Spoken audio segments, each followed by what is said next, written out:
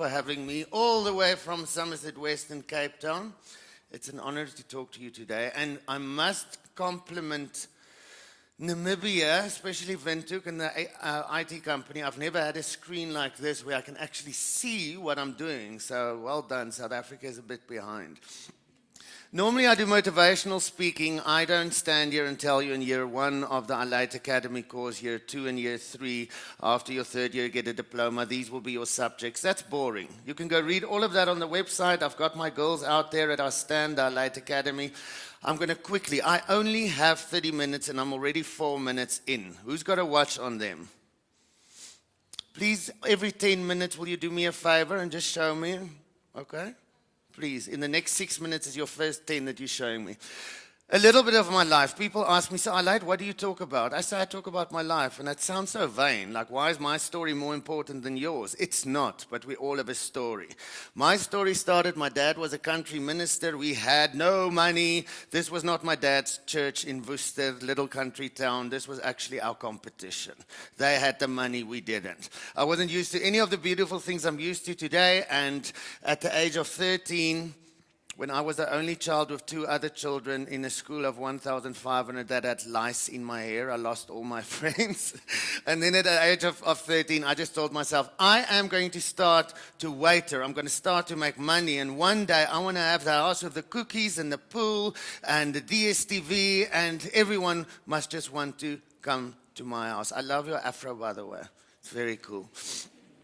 And that's when I started waitering. And we had to move, unfortunately. Something very bad happened, a sin in Worcester, and we had to actually, my dad had to leave the ministry, and we moved.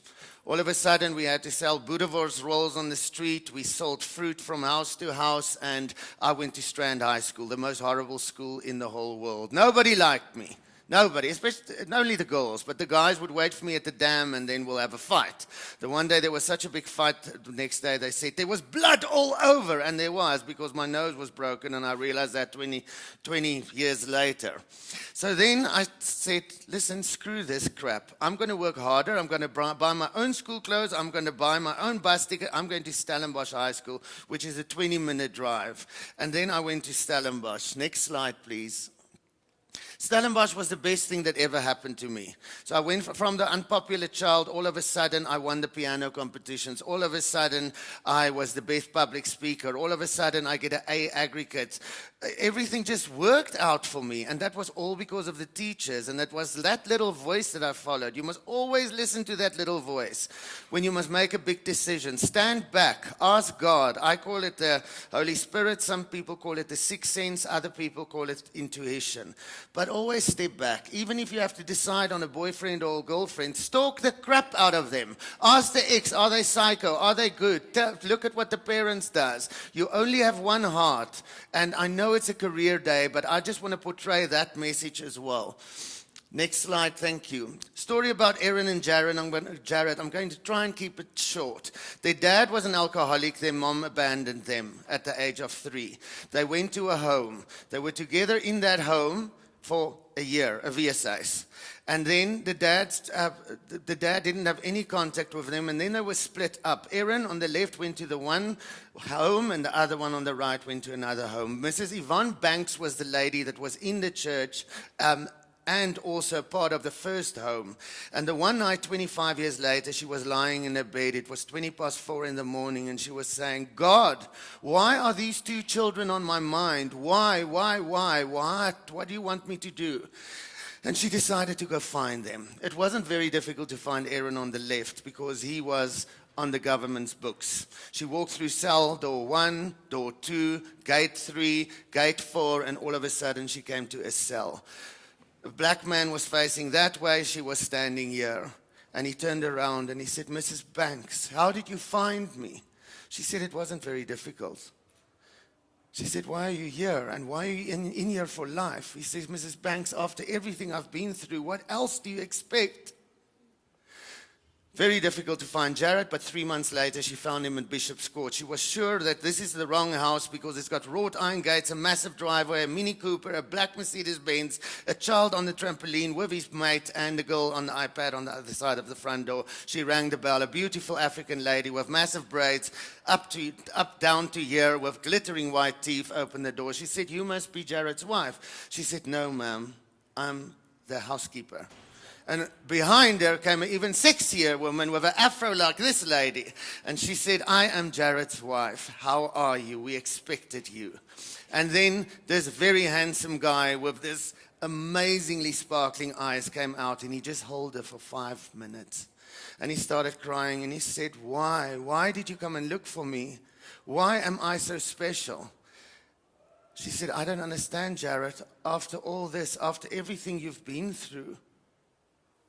He said, "After everything I've been through, that's correct. What else did you expect?" So we all make choices in life. If it's career choices, if it's choices about where you're going to work overseas, if you're going to take a gap year, we all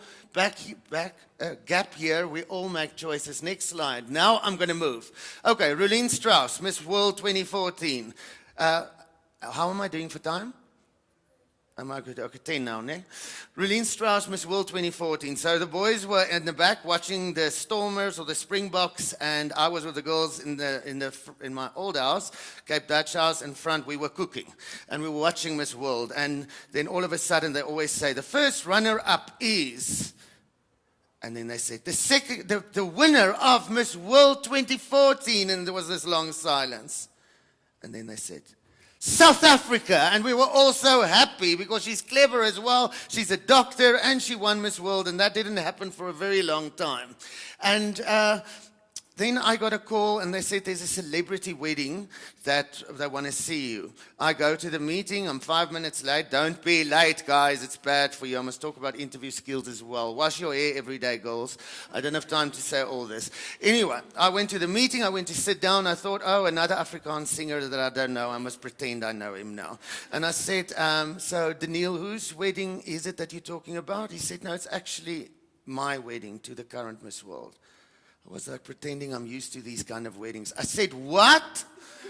He said, "Yes." And then he said, "She's flying in 3 days." Then she flew in from Hong Kong. She asked, "Can they come to my house first? Because they just want to spend half an hour with me before they meet the photographer and videographer, look at the venues and look at everything." I said, "That's fine."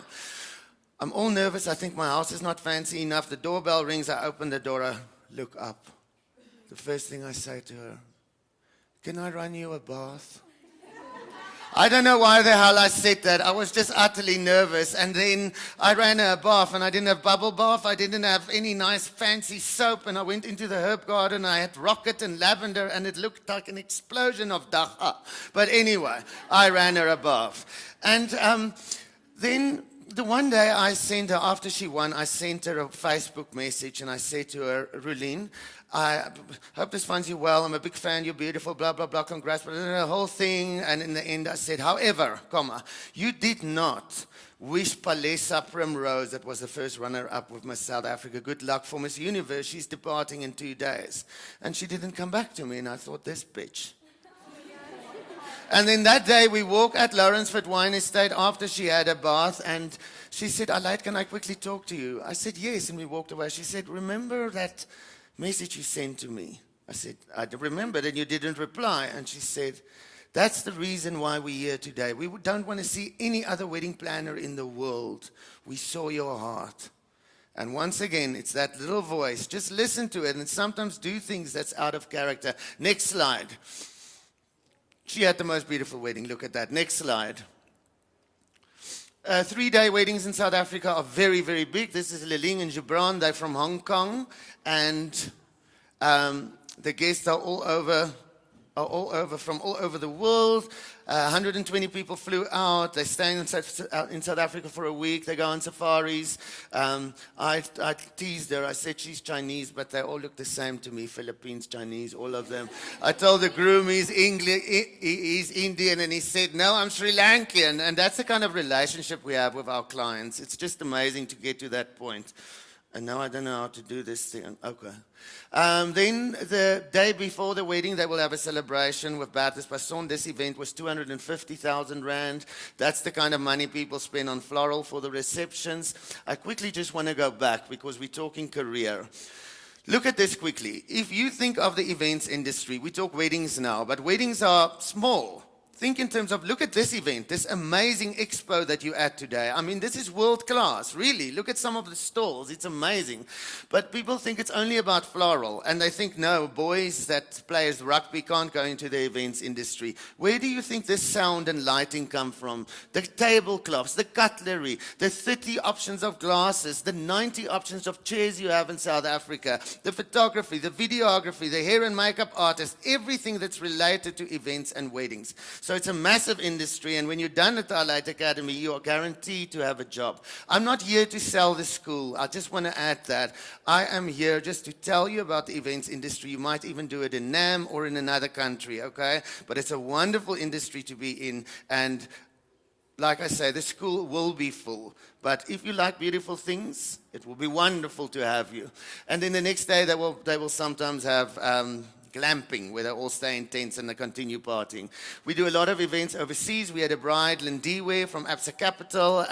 She joined Absa Capital after her wedding. Her wedding was on TV. She married a Scottish guy, and she said, Aleit, I want you to come and do our events. So we started with weddings, then events, then it moved to a catering company. Then after the catering company, we said, let's start a bar and staff company. Then we started a school because I was sick and tired of all these 18-year-old girls with the big boobs. You ask them, so what do you do? I'm an events planner, because she did her dad's 35th birthday. And then I started a school with no curriculum, 5 students. Now we have over 100 students, and the best event school in South Africa. So we work for big corporate companies. We work overseas about twice every year.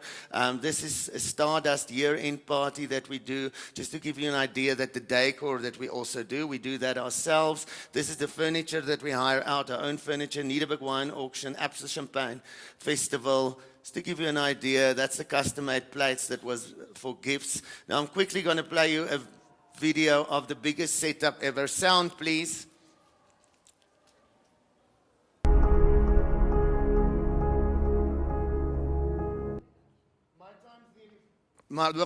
Sit gou vir my aan. I've got 2 minutes left, I think, so I'm going to rush through this. I was standing next to a naked woman. It was hygienic. I was holding her hand. It was 4:10 in the morning, exactly 10 years ago. I always knew this is going to happen to me one day. It smelled like Dettol, the room. And for 4 hours, I was holding her hand. It was hectic. And then the best thing ever happened to me. My daughter Catalina was born. And God's sense of humor, I was always chosen last at school PT. They would say, Rian, Eugene, Mark, Ivan, and then I'm the one that's left over because I'm not sporty. She just won South African championships in athletics. This is a very short video. She's in the middle.